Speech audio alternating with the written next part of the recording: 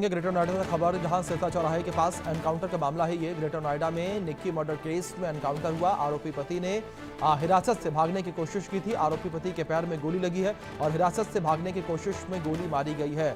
आरोपी पति विपिन के पैर में गोली लगी है और पत्नी निक्की को जिंदा जलाने का ये आरोप है।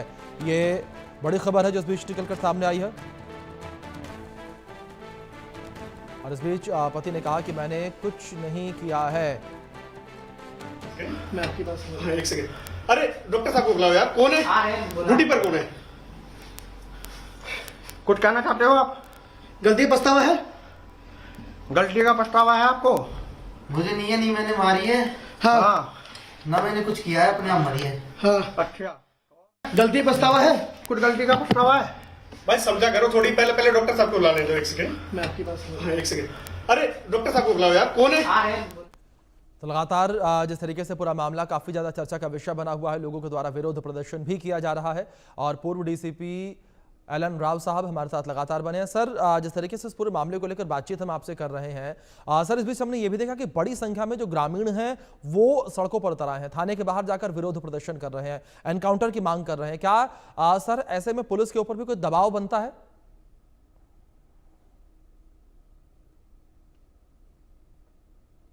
केस ही बड़ा ग्रुशम है। इसमें लोगों का जोश में आना और या रोष प्रकट करना ये स्वाभाविक है जी। और उसका इन्वेस्टिगेशन पे कोई प्रभाव नहीं पड़ेगा, ये मैं बता दूं। और ना ये डिमांड भी गलत है कि एनकाउंटर कर दो। एनकाउंटर किया नहीं जाता है कभी भी, और एनकाउंटर कहीं भी किसी उसमें नहीं, और कानूनी कार्रवाई जो होगी वही हो पाएगी। जो अपराधी हैं उनको अरेस्ट करके कानून के हवाले किया जाएगा, एविडेंस इकट्ठी की जाएगी, यही तफ्तीश का काम है।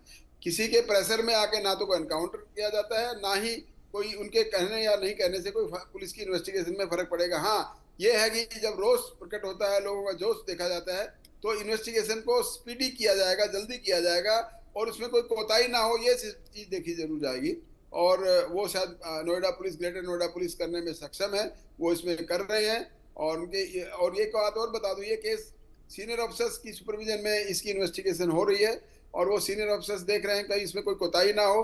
पूरे एविडेंसेस के साथ में सारा जो सबूत हैं वो इकट्ठे होकर जल्द से जल्द इसमें चार्जशीट फाइल की जाए, इस तरफ ध्यान दिया जाएगा।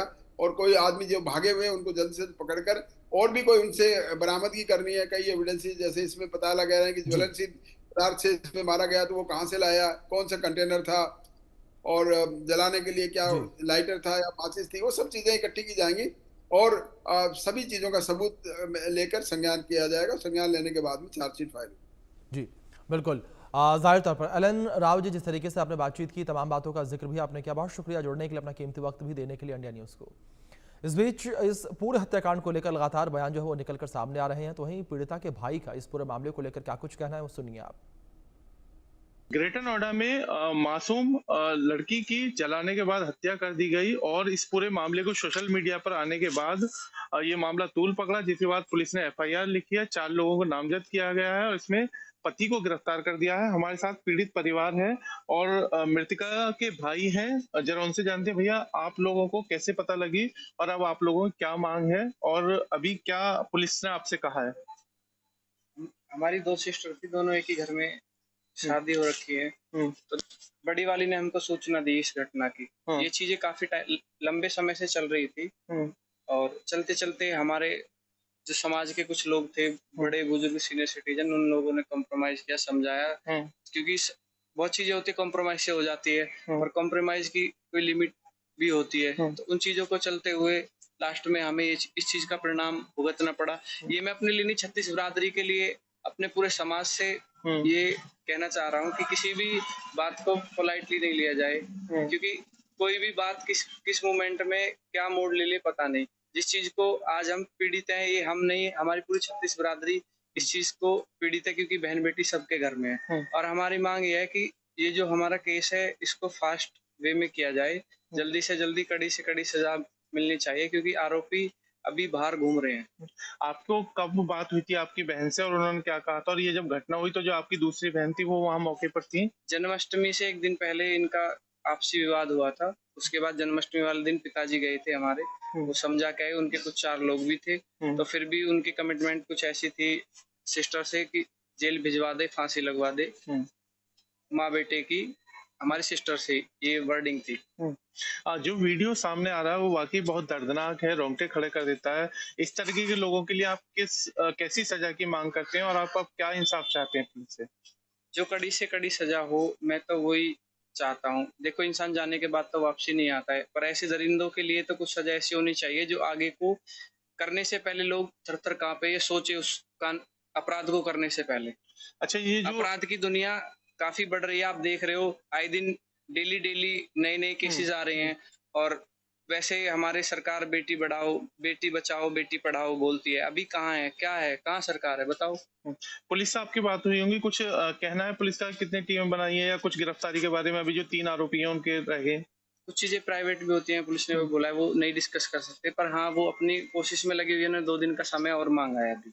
अच्छा, देखिए, ये हमारे साथ पीड़ित परिवार है जिसका कहना है कि ऐसे दरिंदों के लिए सख्त से सख्त सजा हो और जो उनकी बहन के साथ हुआ है वो किसी के साथ नहीं हो, इसके लिए वो फास्ट ट्रैक की मांग करते हैं और जो पीड़ित परिवार का हक है वो दिलाया जाए। इसको लेकर परिवार मांग कर रहा है। अब ये भी देखना होगा कि पुलिस को कितनी जल्दी वो इस मामले में चार्जशीट लगाती है और जो आरोपी हैं उनकी कब तक गिरफ्तारी।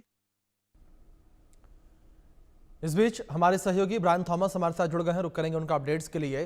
ब्रायन, जिस तरीके से इस पूरे हत्याकांड को लेकर काफी ज्यादा विरोध प्रदर्शन भी देखने को मिल रहा है, लोग सीधे तौर पर मांग कर रहे हैं कि आरोपियों का एनकाउंटर किया जाए। जी बिल्कुल, देखिए अभिषेक, हमने एडिशनल डीसीपी से बात किया। हम इंडियन न्यूज ही एकमात्र चैनल थी जिन्होंने एक्सक्लूसिवली एडीसीपी से बात किया। उन्होंने ये कहा कि जो अपस्टैंडिंग है, जो अभी भी वगैरह है, जो बाहर है, जो कि इन-लॉज की फैमिली है या इन-लॉज की परिवार है और जो भाई है वो अभी भी अपस्टैंडिंग है, और उसकी वजह से पुलिस ने 5 टीम भी तैनात की है, छापेमारी भी चल रही है और पुलिस उनको जल्द से जल्द पकड़ने की भी कोशिश कर रही है। अगर हम अक्यूज की बात करें विपिन भाटी भी वो भी भाग चुके थे और उसको दिल्ली में पकड़ा गया था। पुलिस ने काफी अपनी तैनाती दिखाई और विपिन भाटी को उनको पकड़ा और उनको इंटरोगेशन में रखा, उनको अरेस्ट भी किया गया। फिर आज ही कुछ देर पहले ही वो भागने की कोशिश कर रहे थे, पुलिस ने रोकने की कोशिश की पर वो नहीं माने और कस्टडी से भागने के चलते पुलिस ने एनकाउंटर किया। एनकाउंटर में उनके पैर में गोली मारी और उनको भागने से रोका।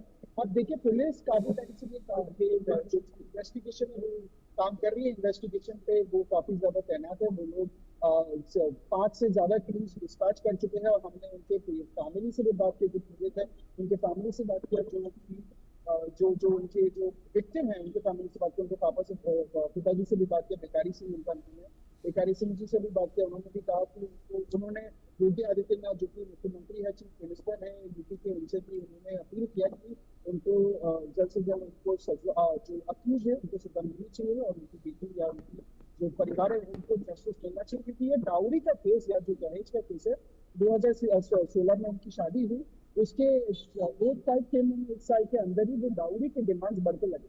पहले 35 से 36 लाख रुपया मांगा गया, फिर स्कॉर्पियो गाड़ी मांगी गई, वो गाड़ी भी दी गई, उसके बाद एक मर्सिडीज कार भी मांगी गई, वो उन्होंने मना कर दिया। उसके बावजूद काफी सारे गिफ्ट्स भी मांगे गए, दहेज के लालच में दहेज मांगे गए। उसके अलावा एक और जो बात सामने आई है, जो हमने जब उसके पिताजी से बात की, उन्होंने कहा कि फैमिली ने एक ब्यूटी पार्लर बेटियों के लिए खोल के रखा था।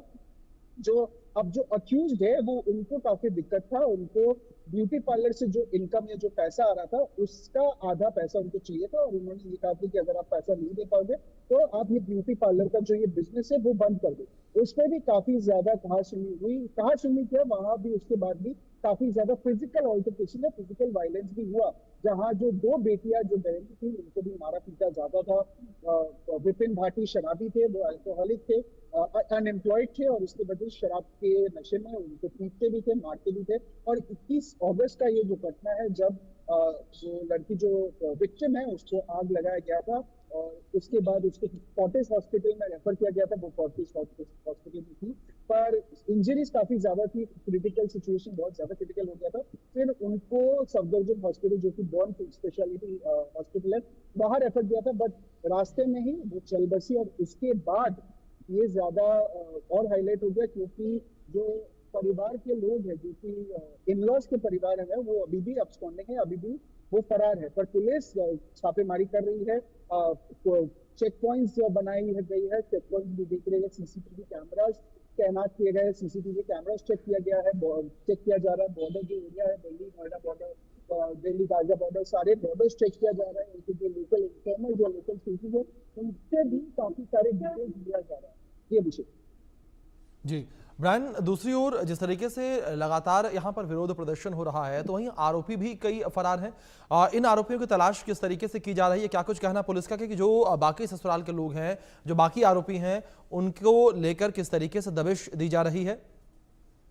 जैसे मैंने कहा अभिषेक, इंडियन न्यूज एकमात्र चैनल थी जिन्होंने एक्सक्लूसिवली एडीसीपी से बात किया और एडीसीपी ने हमारे चैनल को, हमारे माइक आईडी पे ये कहा कि जो जस्टिस है वो परिवार को मिलेगा। उन्होंने ये कहा कि पुलिस ने 5 से ज्यादा टीम्स डिस्पैच कर दी गई है। जो इनवर्स के फैमिली जो अभी भी फरार है या जो अभी भी आउटस्टैंडिंग है उनको पकड़ने के लिए पुलिस ने 5 से ज्यादा टीम्स डिस्पैच कर दिया गया है।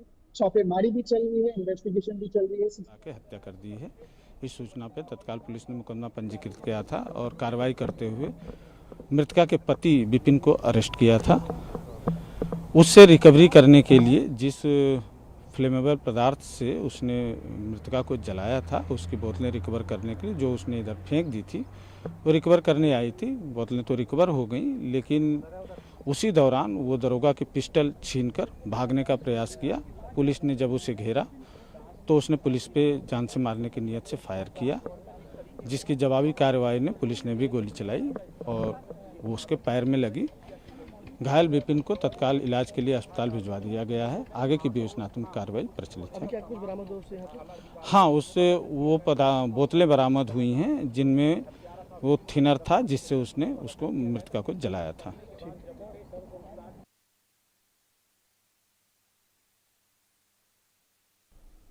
तो यहाँ पर पुलिस के बयान जो वो भी निकलकर सामने आ रहे हैं। पूरे मामले को लेकर लगातार जो है कार्रवाई की जा रही है। आरोपियों की धरपकड़ के लिए दबिश लगातार दी जा रही है। पुलिस की टीम जो है वो पूरे मामले को लेकर जांच पड़ताल कर रही है।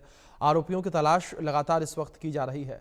साथ ही साथ आरोपी पति का बयान भी जिस तरीके से निकलकर सामने आया, उसने कहा कि मैंने कुछ भी नहीं किया है। ये तस्वीरें एनकाउंटर वाले जगह की, इन तस्वीरों में देख सकते हैं जहां पर आरोपी का एनकाउंटर किया गया। तो ये वहां की तस्वीरें हैं। हिरासत से भागने की कोशिश जो